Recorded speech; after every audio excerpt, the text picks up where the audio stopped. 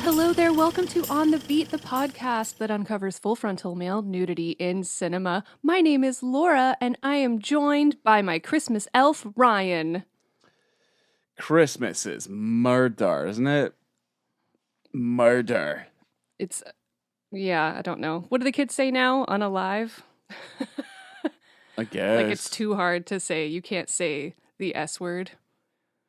Can't say suicide. I'm going to say it because I just said it. I thought you were going to say skank.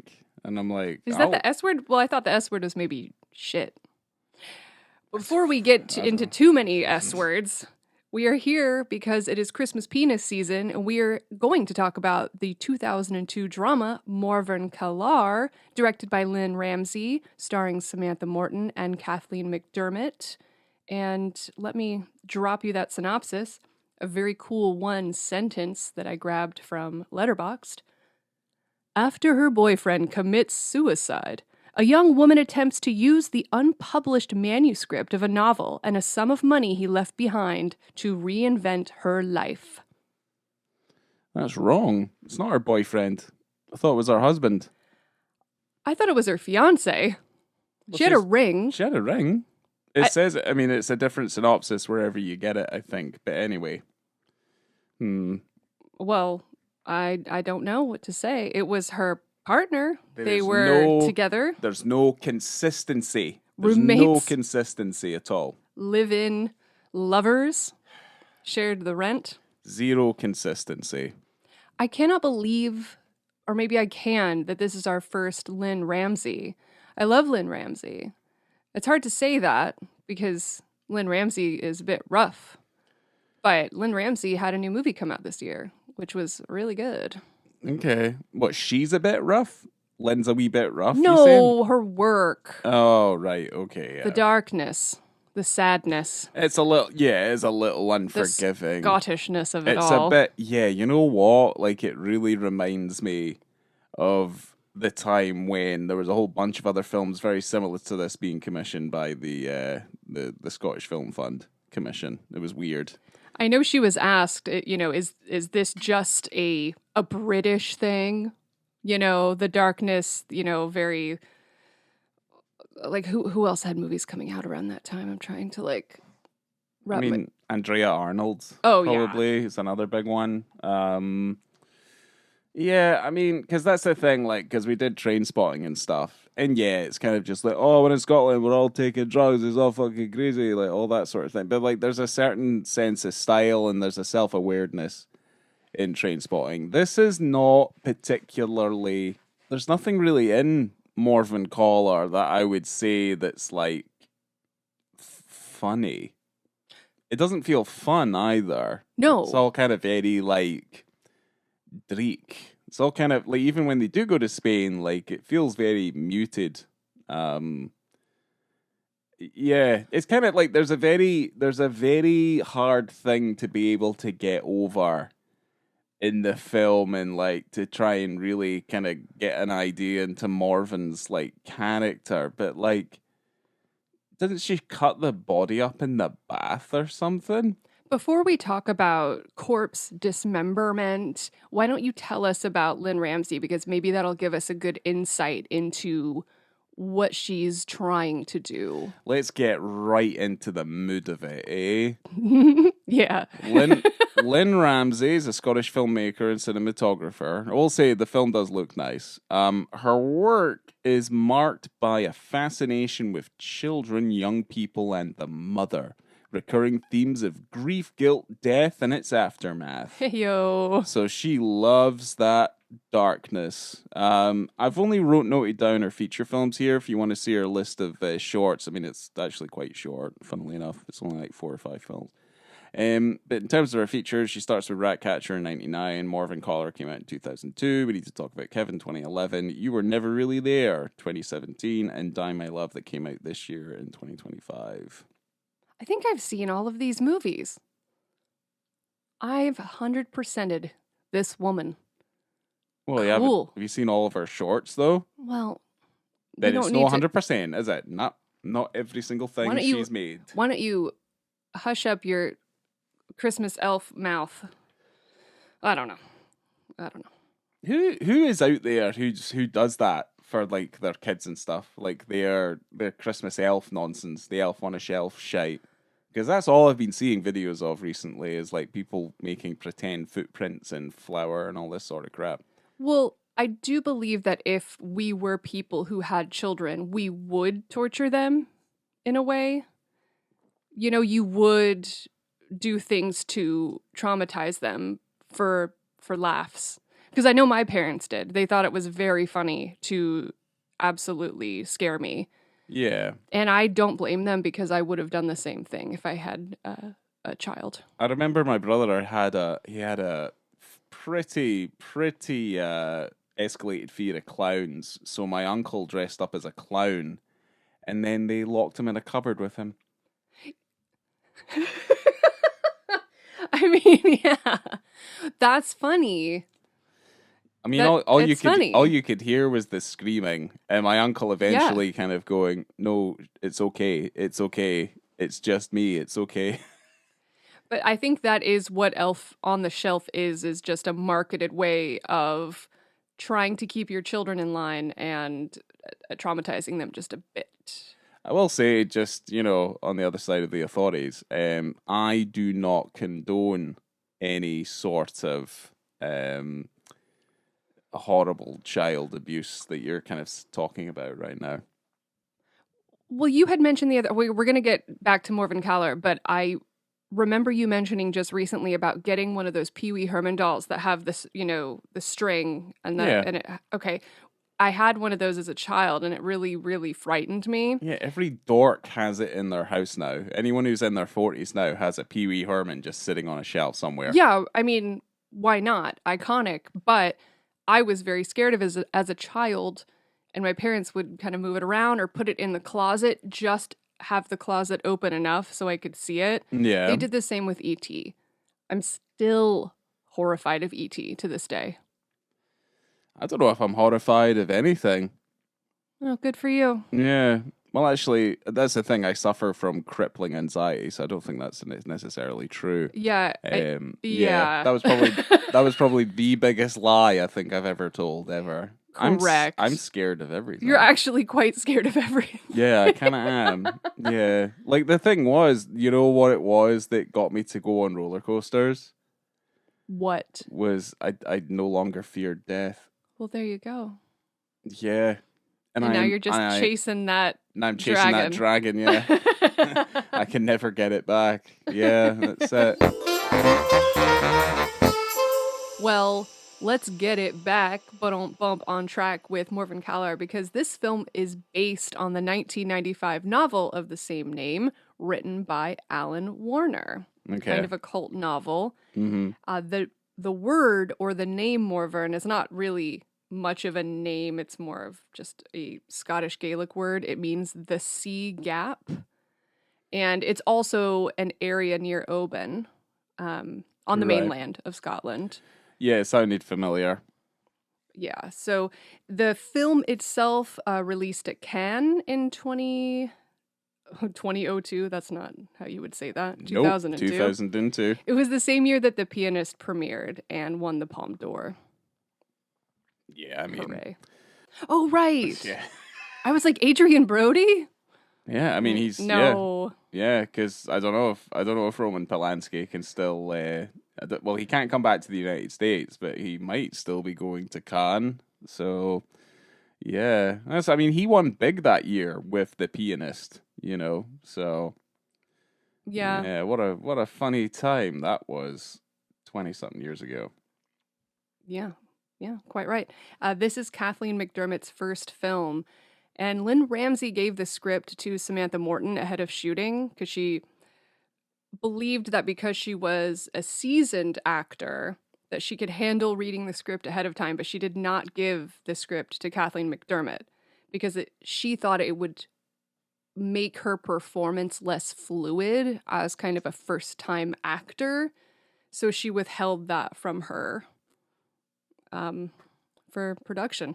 So how did she know what lines she had? Well, she gave it to her eventually. I think she was feeding them to her, but not ahead of time. So she didn't have the time to kind of look through, prepare her character, think about motivation, She just got to go to set and then dance around and go to Spain and Just kind of like the idea is just like, I think your performance will be better if you have no idea what's going on. well, she's not doing a Godard, where he just told them on the spot what to do. That's different, though. That's different. Sometimes he didn't even have a script. I don't think he typically did. Yeah, so I mean, it didn't really matter. Say this. Walk over there. Say that. I think that Lynne Ramsay's a little bit more structured. All right. Not to say it's better. It's just that it is what it is. Fucking, who knows, eh? Who knows what's better? Yeah, internet. Most of the film was shot in Almeria, Spain, and the Scotland portions were shot in Oban. And you can really tell because of Samantha Morton's incredible accent. But she's not from Scotland. I mean, her character is. She lived there for a while, but she was probably born in England. I like the idea that she's born in England. She's moved up to, I mean, it reminded me more of Glasgow, But I mean, that's what Oban looks like. Even during the day, it's dark. So, yeah. I've never been there. I haven't been to Oban. Oban's fine. That's it. I mean, that makes more sense. I was kind of just like, that's a long walk to Oban if they were living in Glasgow. So that does make sense. But yeah, no, I think, no, I always thought her character, she was probably born in England. She'd lived in Scotland for a while, so she had that accent. Plus I think, there's a weird kind of like, because we don't ever hear what her fiancé / husband sounded like either. So, I mean, there might be kind of like this weird level of sophistication that's about her that's kind of, slightly otherworldly that we're not privy to. But I do like to think that she was born in England and grew up in England, and then she's just moved over to Scotland. Well, that makes sense for the film. In the book, it was different because it was born and raised and then partied in Spain. They at least highlight, like they at least mention it near the beginning of the film. So, but she's been in Oban for quite a while, and seemingly her pal Lana likes it there. Yeah, I'm sure it's lovely. It's a seaside town. It cannot be that lovely. There's no fucking way. There's no fucking way. But yeah. It's also a very music heavy film. I'm sure that everyone has noticed that. There's Aphex Twin, Boards of Canada, Can, Stereolab, Ween, Velvet Underground. Very, very musical. I think she's really into that. Yeah. I thought some of the music choices were decent enough, and I did notice, like, obviously Boards of Canada and stuff, but Boards of Canada are from Scotland, so very nice interconnectivity through different media. That's what that is. So, well, as I mentioned in that short synopsis, this is basically is not a great word to use. Basically, this is a story of a woman who finds her boyfriend dead by suicide on Christmas Day. And you can tell by the blinking Christmas tree and the blood and the corpse. Yeah. So it starts off on a really high amount of Christmas cheer. I mean, this is a fairly standard Scottish Christmas. I mean, to be honest. I mean, that's kind of usually how it goes. A classic Christmas tale, absolutely. A good old Scottish Christmas. If there's no suicide, then what are we doing with ourselves? It's like, what, we're happy? What a load of fucking shite. We're living in Oban. Yeah. How can you be happy in Oban? Ugh, you have a delicious seaside whiskey distillery. What is to be sad about? The food there would probably be really good too. Yeah. I would like to go to Oban again. I do like Oban. Or what's that other? Was it Pear? Ooh, it's not Pear Tree. I remember going to it. It's up in the north of Scotland. It's got very, very colourful houses. I don't know if that was the same place where they shot Balamory, but anyway, I'm not 100% sure. Have a think on it. Yeah, I'll have a little think on it. Put it on the starts list. It starts with a P, and it's like Pet Tree or something, Peat Tree or whatever. I'm not gonna remember it. There's no fucking way. But yes, no, yeah. Yes, Christmas, no. Christmas. It's yes. just Christmas. Absolutely. She finds his finished novel on the computer. I mean, I'm anything but decisive, so. Let's just continue on. That is true. And she also finds his instructions for finding a publisher. He leaves her a mixtape and money for his funeral. And he says that he's sorry, don't try to understand, I love you. And when she sees the novel on the computer and his note ahead of it, he says, I wrote this for you. And I believe that she just takes that literally, almost a childlike sort of determination where you take things as they are, where you take things as people tell you. Oh, I wrote this for you. And she literally changes his name to her name on the book, never reads it, never opens it, has no idea what it's about. No. And because it's for her, she will go ahead and send it off to the publishers as herself. Because why not? There's no guilt about it, no questioning. And you can also tell because of how long she lives in that flat with that dead body. So that place is on the Isle of Skye. So I've been to the Isle of Skye and I just didn't even remember. It's Portree.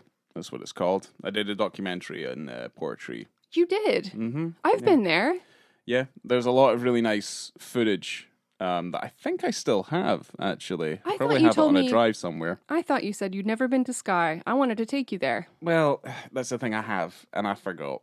And that's just How what's could you happened. forget? Some people Well, in 'cause- this world travel specifically to go to Skye because it is so beautiful and, you know. It's very nice. That footage I have, though, makes it look really quite dreek. I'm sure it does. And it's kind of, you know, I won't describe what we're doing a documentary on. But yeah, it was interesting at the time, if I remember. And I got to lug a big camera around, which was nice. I was the cinematographer. So I went to the fairy pools and got in my swimsuit, went swimming, freezing didn't- cold. yeah, I didn't do that because it was not sunny there at all any fucking day. Never happened. It was sunny the entire time I was there. Yep. Nope. That's not my experience at all. It was seriously sunny, as we would say. well, it was moody. That's what it was. It kept on getting rain on the lens, if I remember correctly, as well. Because it was miserable there. That's perfect for your style. For my aesthetic, Yes. I guess so. Yes, because I love it dark. I love the darkness. I embrace it. Swallow me up, please. Well, Morvern Callar also embraces the darkness because she spends the first 40 minutes of this short film with that dead body before she decides to do something about it. It's very She uses questionable. and instead of, I don't know why she doesn't call anybody, because she doesn't have to do this. It is She doesn't have to do shit. very odd because he quite clearly ended his own life.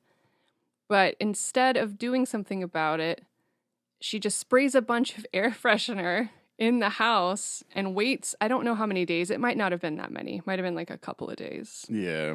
She goes out with her friends and she's just kind of separating herself from the situation until she decides to listen to the mixtape in her underwear and cut up his body. I mean, it's a typical Scottish Christmas.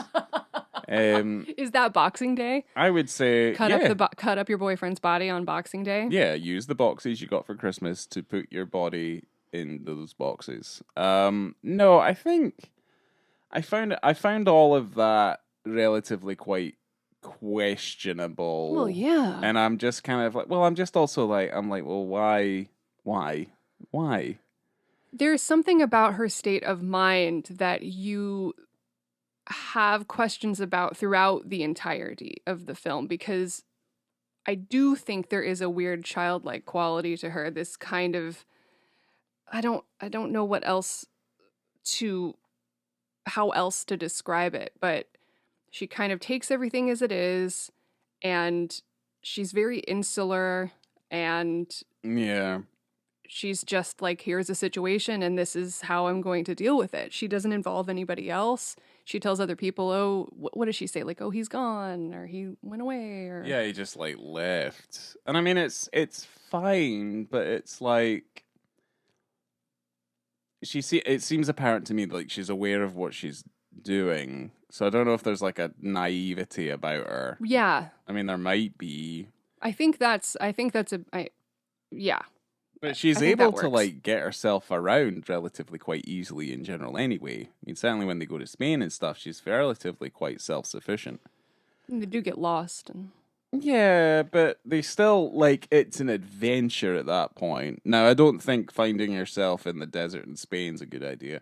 But yeah, certainly, unless that's like the building of her character, like, 1 minute she was cutting up the body of her dead fiance, now look at her, she's raiding tombs effectively in the deserts of fucking Spain. So I'm like, okay, I find there's a little bit of a disconnect there. And then also, like, by the time they end up back in Scotland and stuff like that, Lana's just there because Lana kind of disappears.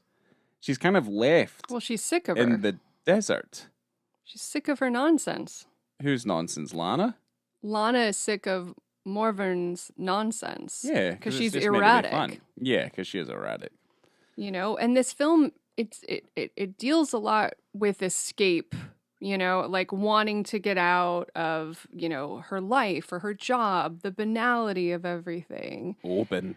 And she uses that opportunity. She literally takes the money out of his wallet and just wants to buy herself some freedom.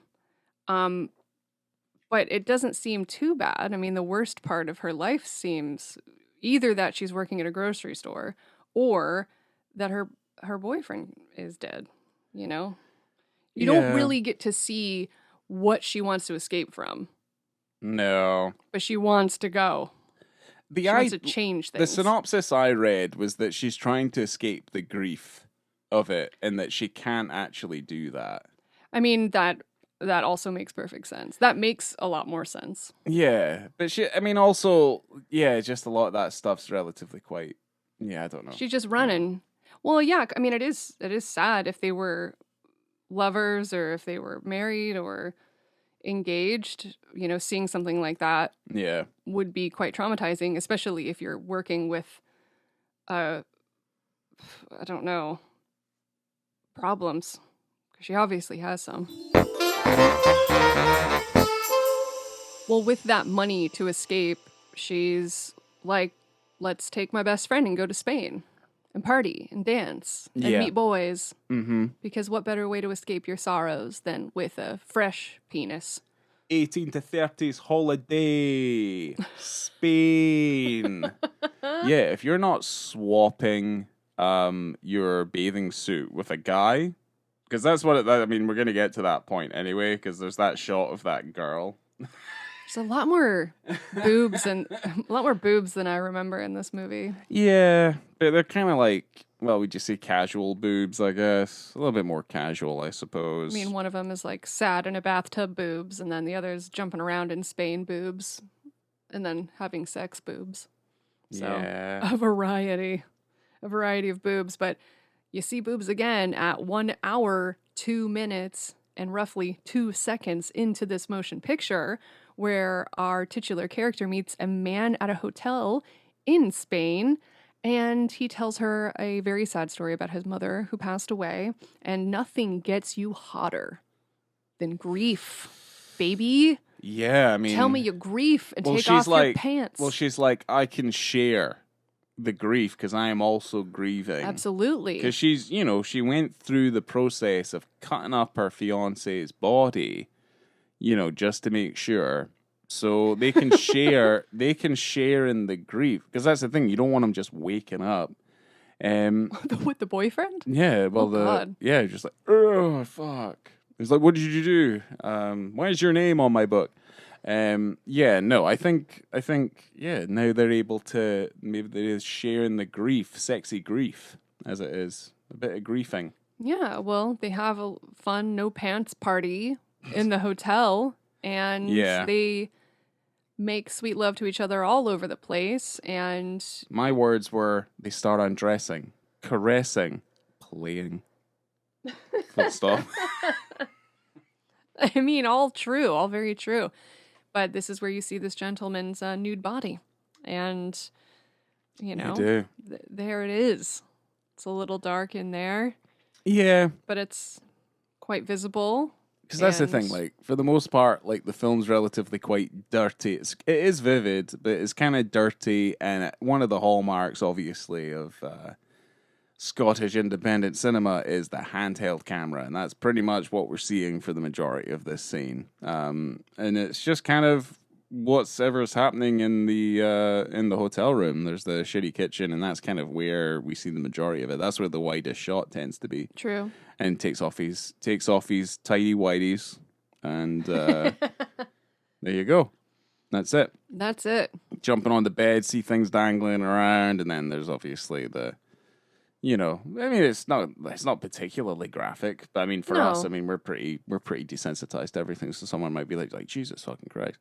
No, I wouldn't think so. No. When is the last time you jumped on a bed?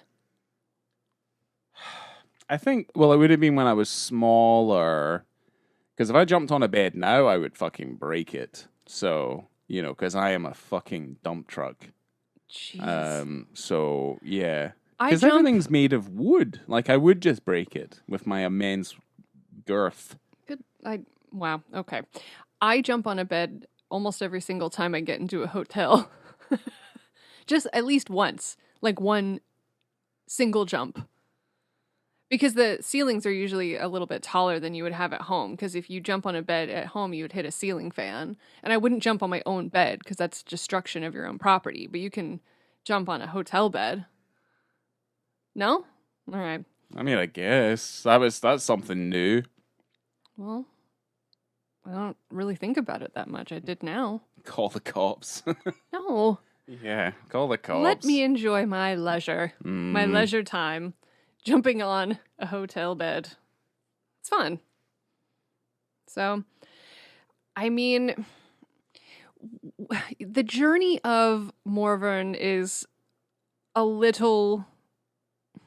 I mean, you know exactly where it's going to go because meandering. She needs to, she meanders. She is running away from her troubles. And I mean, the potential police, because I mean, it never happens in the film, but she should definitely get arrested for what she's done. Yeah, no, she's kind of crossed the line. She could have just called the police at the minute it happened. She did nothing wrong. No, she would have been okay. I mean, you kind of plagiarized, but I mean, that's different. No, I mean, that's the thing. Like, yeah, I mean, I don't know. It's not like you can argue it now, no. But, yeah, I mean, I guess so. I guess so. She eventually meets the publishers, and they love the book. They want the next book already, and she has no idea how to write. Yeah. Or what the book's even about. She said something like, the best thing about writing a book is you just have a cup of coffee and sleep as long as you want. Like it's not a big deal. So, I mean, it worked out for her.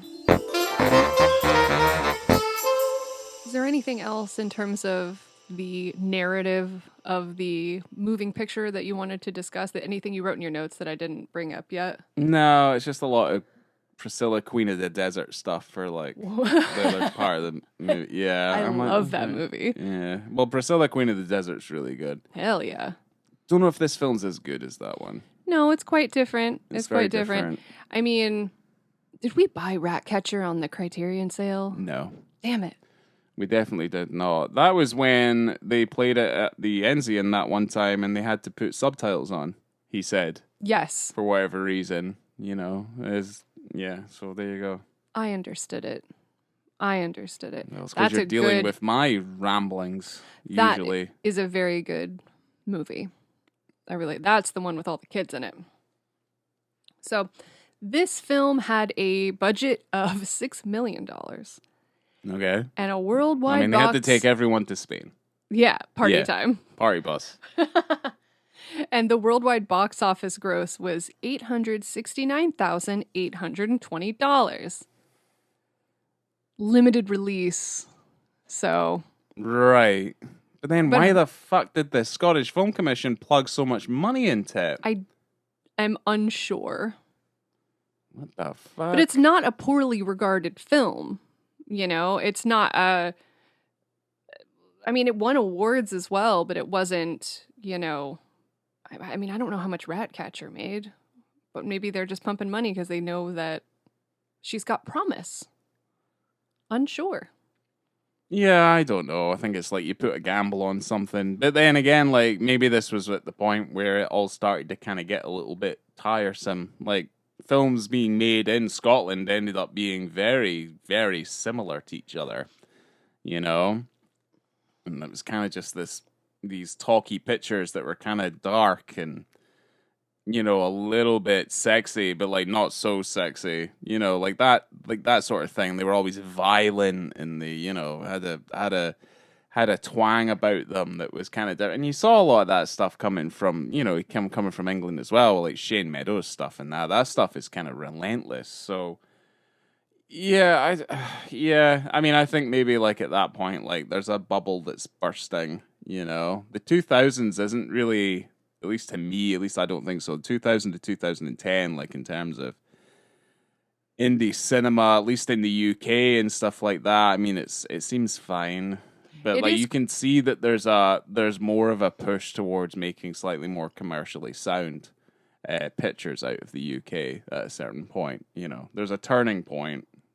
There's quite a bit of darkness, especially like in the late 90s, early 2000s with like UK cinema. But in my opinion. People seem to want that though,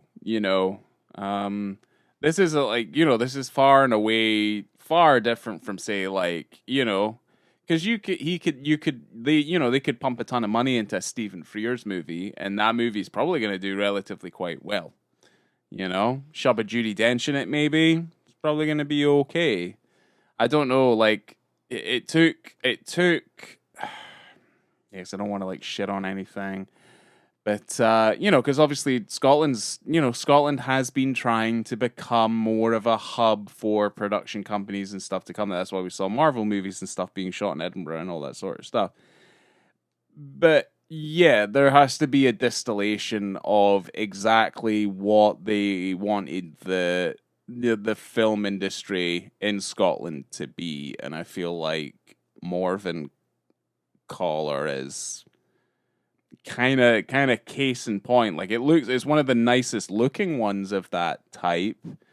But like, how many other films like of this ilk have we covered? I mean, Red Road's another one which is kind of relentlessly dark and relentlessly brutal, and it's like, okay, we get it. What was that Ewan McGregor one with the boat?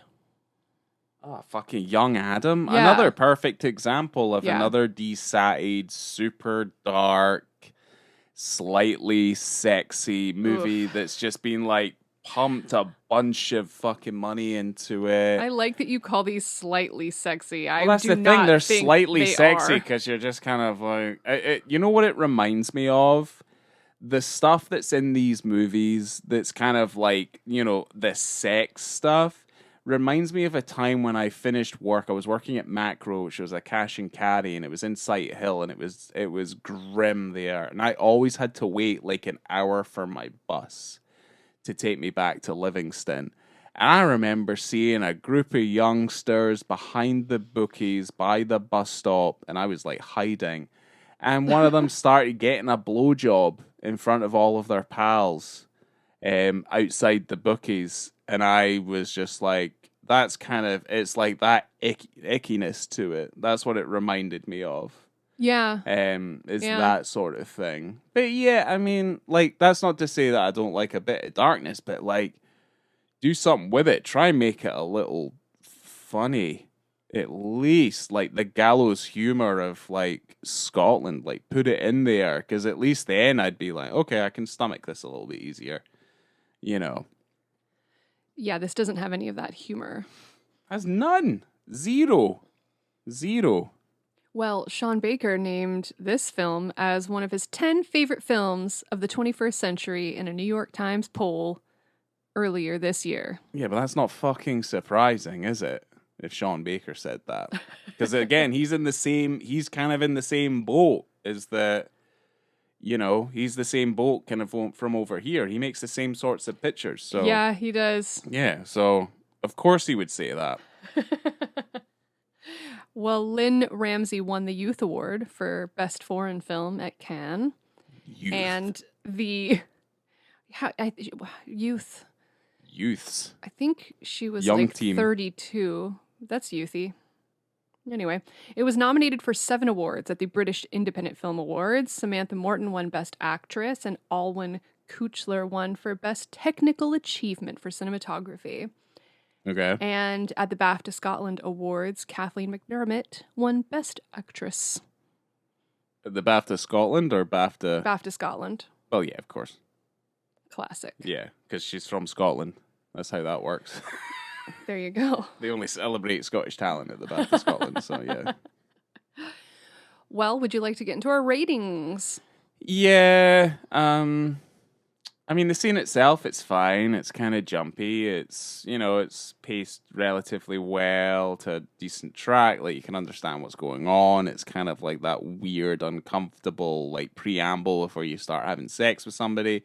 And yeah, I think it's fine. Visibility seems okay. I would maybe go so far as to say it's like a 3.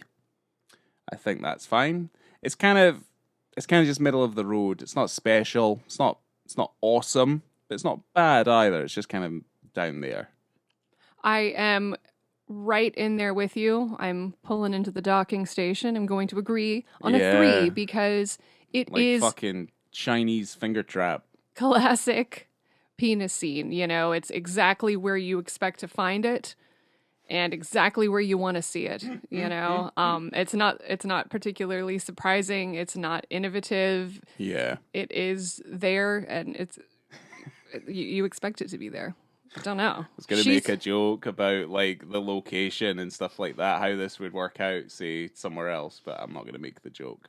I don't know. It's really dark. Where that would go, and that's disgusting. Okay. You'd be appalled with me if I said what I was going to say. I typically am, so it's no different. No, I'm not going to say it on podcast. I could get in real trouble. Jeez Louise. Okay. No, I'm joking. Well, yeah, it's no... I'm joking. I forgot. Okay. Well, yeah, there's nothing necessarily of note. I was watching this movie several weeks ago, and I go, oh, there's penis in it, and it's a Christmas movie. How very exciting for me. Yeah. It's always a surprise, not a surprise, but it's fun when you're watching something you haven't seen and there's a wiener in it, especially for me. I'd be surprised if we put this on not thinking there was going to be some cock in it. Like, I mean, that's kind of the thing. Because it just, again, like, the minute it starts, it's like... oh, it's another one of these. Yeah, you're absolutely correct, because when it started, I actually looked it up because I hadn't seen it. I go, is there a dick in this? And it's like, yeah, there is. I go, okay, I figured there was. So you're totally right. Yeah. I honestly didn't think about it. You could spot that shit from space. Yeah. Yeah, a UK Film Commission production. Maybe a working title movie. Yeah, Where's like one dick? of those. Yeah, it's like, oh, the Glasgow Film Fund, how ironic. Yeah, that's one of their markers. Hallmark, like they won't give you money unless you drop a dong. So Lynn doesn't have any phallus. And they wanted to get a phallus. She's like, absolutely, Tom. Wanted one and figure it out because it's. Well, I've not seen the movie, and I think that's fucking gross, Laura. It is. Even break that up. I know. I'm really sorry. As I was saying it, I go, Jesus Christ. Everything we say is a joke. No one should ever take anything we say seriously. What's your film rating, Laura? 3. I gave the movie a 3. I liked it. I like its runtime. It's quite short. I believe it's about just over an hour. 97 minutes. Perfect. Yeah. It's almost perfect. 96 minutes is what I look for. But I love the runtime. Mm-hmm. It doesn't really get too slow, but it is a slower moving film. It would get to 96 minutes if they cut out half of the production credits. It would have been fine. Well, yeah. Well, also the credits, the fucking opening title sequence, how fucking it's so long. I don't know why it's so long and why it has to be so long. But yeah. Well, I don't know. I liked the film. I liked that it starts off at Christmas and it's quite dark, but it's not necessarily something that I will seek out to watch every year, or even maybe again, but I thought it was fine. Performances were good. I love Samantha Morton, and I don't know. That's kind of it. It was fine. It's a fine film. 3. Yeah, no, I agree. It'd be about 3 as well. We're stalking like crazy today. Whoa. Yeah, because it's better than average because of just the way it looks. But to me, I feel like I've seen so many versions of the same thing. And you try and take every single one on its own, like on its own merit. But yeah, I mean, and I'll also put it out there, like I've seen some more of like Lynne Ramsay. I was gonna say Anne Ramsay. That's not right. Like throw mama from the train. Yeah, no, I've seen You Were Never Really There, and I didn't really like that movie. And I know people do, and I'm like, I don't know, might need to see it again because like. She's got a really small filmography. I really want to see more of her stuff, and I do want to like it. But like, if it's kind of more of the same, I think that's I think, Did you say you have? She did. We Need to Talk About Kevin. Yeah, I've never seen that. Fantastic! Oh my god, it is so good. Okay, It's incredible, and honestly, that and Ratcatcher are probably my favorite films of hers. But Die My Love, that just came out this year, is very good, but it's perplexing and very, very stressful. Very stressful. There's 2 movies that have stressed me out this year, and one of them I can't remember, and the other one is Die My Love. But yeah, anyway, those are really it still good. gets a 3 because I rate it on it. But I think any film that struggles to hold my attention, you know, and the thing was that every time I looked up, the frame was at least very pretty, you know. If I Had Legs, I'd Kick You. That was the other movie that I found incredibly stressful this year. Right, I see. I was very tense. So, well, all right. Watch this movie if you want. And if you probably already did because you're listening to this episode. It's available streaming on most places, so. Yeah. Coming to you from a shallow grave in the woods. Fuck, man. I have been Laura. Christmas. Yay. Remember you can find us on Letterboxd and on Instagram at @onthebeat, BITTE. Make sure to rate, subscribe, and just give us love and enjoy your Christmas time. We've got one more Christmas episode coming that is so much darker. I'm joking. It depends on your thoughts and views, but yeah, it's a comedy. It's got a great song in it. It has got a fantastic song in it. Yeah, it has. But you'll find out about that in a couple of weeks. Maybe one of the greatest comedy films ever made. Not wrong. We'll see you next time.